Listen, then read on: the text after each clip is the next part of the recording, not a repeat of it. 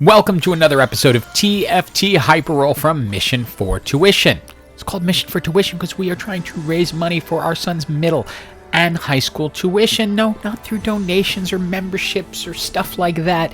It's only views. The views matter. So if you could like, comment, subscribe, do anything to help out the YouTube algorithm and get more views to the video, that would be awesome. And with that said, let's get started. Now this build doesn't start taking shape until the augments. I'm really given nothing definitive, so when I get that choice, I go for healing, and then look at the champions I've gotten. At this point, I'm given a 2-star Twitch, I have a Warwick, I have a Singed, so I immediately have 3 Chemtechs. I decide to go ahead and put the blue buff onto Twitch, because when he can cast more often, he's pretty powerful. I also end up throwing the sparring glove on him because that will work into pretty much all of the various items I'm going to put on him. And at this point, I think I'm probably in good shape, but this little mission for tuition person who I'm against happens to be my kid, managed to put together a 2-star Ezreal, a 2-star Singed, and finish off my little Chemtechs.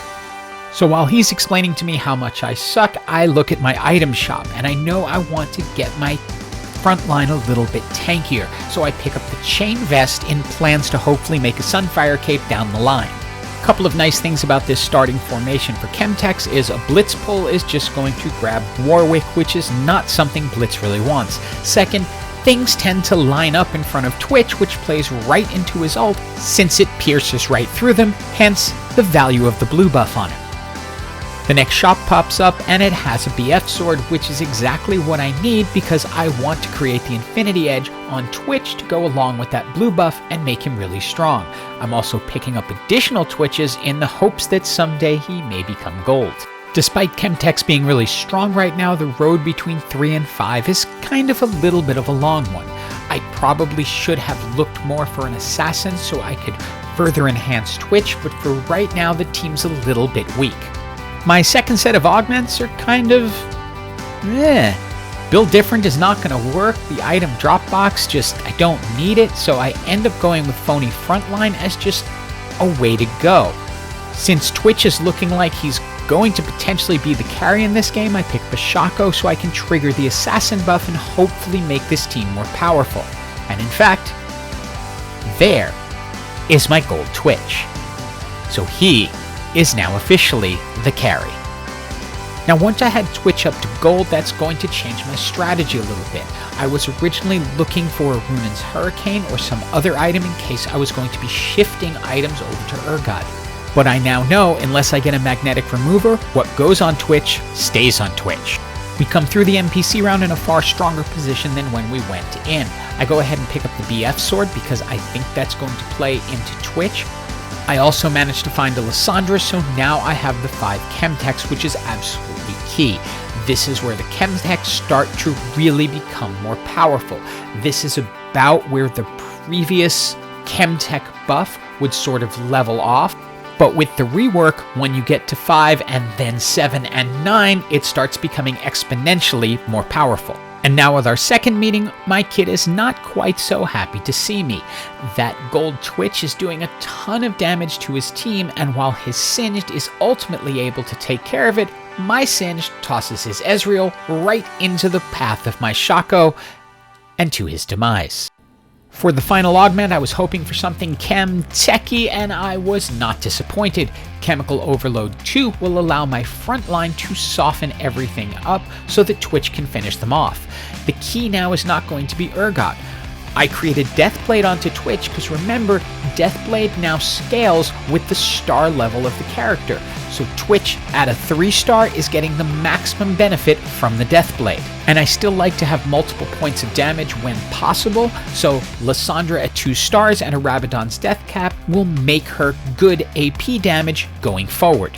The key here is how everything synergizes. Zac pulls them in, and Twitch takes them out, because he ends up putting them in a line that's perfect for Twitch to just finish them off. Now there are 2 different ways to go from here, and each are equally as valid.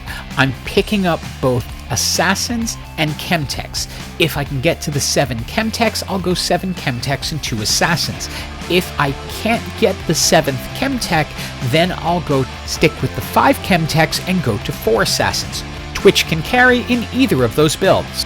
After the NPC round, I'm given exactly that choice. I have the option of going either way. I've found the Mundo, and I have my Urgot, so for the moment I've gone to 5 and 4. 5 Chemtechs, 4 Assassins. I grab Redemption to put it on Mundo because he's going to scale off health, and then also give Urgot his best item, which is the Runin's Hurricane. I'm able to 2-star him and get ready for the next fight. Sadly, the next fight is against my kid, who is on the edge of elimination, and my team is just really strong right now. With that 2-star Urgot and the gold Twitch, it's going to be a very hard team to beat, and this is not his day. And sadly, it was through him we got into the top 4.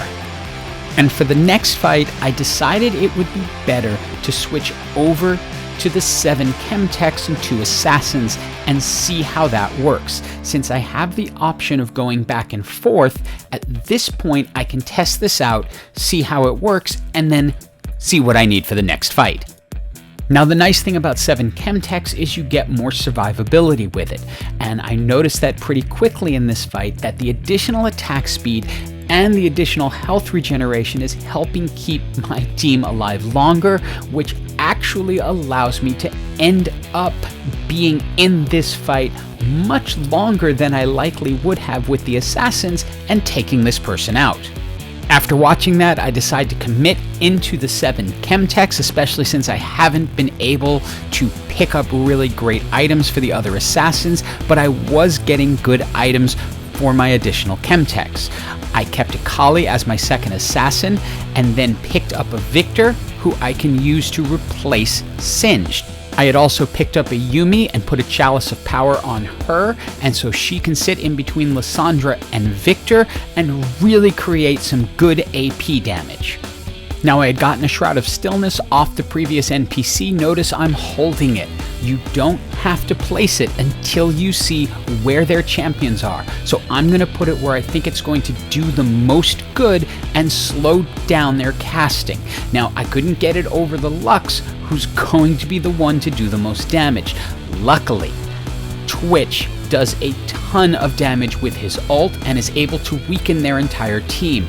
And while Lux is able to take him out, Yumi fits into any build and finishes off the team for us. Meanwhile, our Ghost was finishing off the other team, leading all the way to the victory. Don't be afraid of using Twitch in Chemtech. Go with blue buff if you can get it. It will work really well. Hope you enjoyed the video and have an absolutely awesome day.